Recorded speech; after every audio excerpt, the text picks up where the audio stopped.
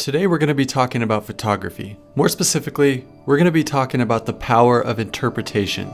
Think about taking a photo as a way to convey meaning or to tell a story and to make someone look really good while doing it. They don't have to be dressed a certain way, look a certain way, and they certainly don't have to be making a serious face. It's whatever you make it, and you can do whatever you want because the power is in your hands. So, where do you start?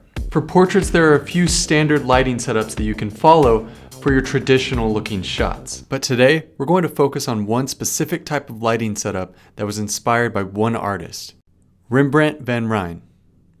Rembrandt was born in the Dutch Republic, or as it's now known as the Netherlands, is one of the most famous, if not the most famous, Dutch artist ever. Some of his most prolific work includes The Night Watch, The Jewish Bride, A Polish Nobleman, which really raises the question, bro, are you okay? And of course, how could we forget his selfies?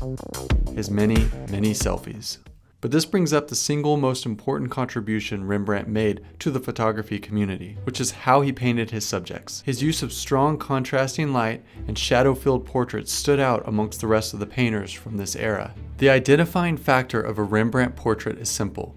The nose bridges the gap between light and dark, casting shadow on the far side of the subject's face. This structure of light and tone portrays moody lighting at its finest, but in turn led the way for how to light your subjects for portrait photography. His ability to convey emotion and mood was what made his work stand out from the others. And this is the whole reason I'm even talking about Rembrandt, is because lately I've been asking myself, what inspires me? As creators, we're meant to believe that to be artists in this day and age, you need to be totally original. But that doesn't mean you can't pull inspiration from the clouds.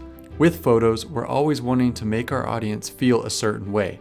How they interpret your photo is up to them, but it's our job to make them feel. Rembrandt paintings brought pain, happiness, curiosity, and tragedy, and it's no surprise that at one time he said this: "Life etches itself onto our faces as we grow older, showing our violence, excesses, or kindnesses." So what do we do when we're feeling uninspired or creatively stuck? We think, and we think, and we think.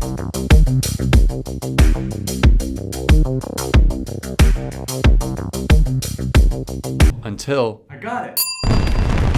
Read books, go to the library, watch YouTube videos, take 1,000 photos, start from scratch, learn something new, but don't stop finding new artists and challenging yourself. How else are you going to get better? Like anything, art is about taking inspiration and making it into something that is your own. Jamie Windsor just put up a pretty good video on drawing inspiration from other people's art and making it your own, whether that's right or how to go about that. You can watch it right here. Another reason you should know about Rembrandt is you might get asked at a shoot to get a few Rembrandt shots or something of that sort. Now you know what they're talking about. But how do you set up your light to achieve the Rembrandt look? The idea is simple. Angle one light, preferably one that is heavily diffused, at a 45-degree angle down at your subject from the side.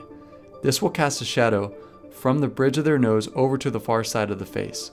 A good indicator is an upside-down triangle of light on the far side of the subject's face. You can do this with one light, but I recommend adding a second light as the fill on the opposite side to illuminate the shadows just a little bit. But the single best part about photography is there are no rules. Don't have any money? That's okay. Get creative. Use a single light source. Use natural light. Get your talent to hold the lights. Make the light whatever you want it to look like, and then try 50 different versions of this.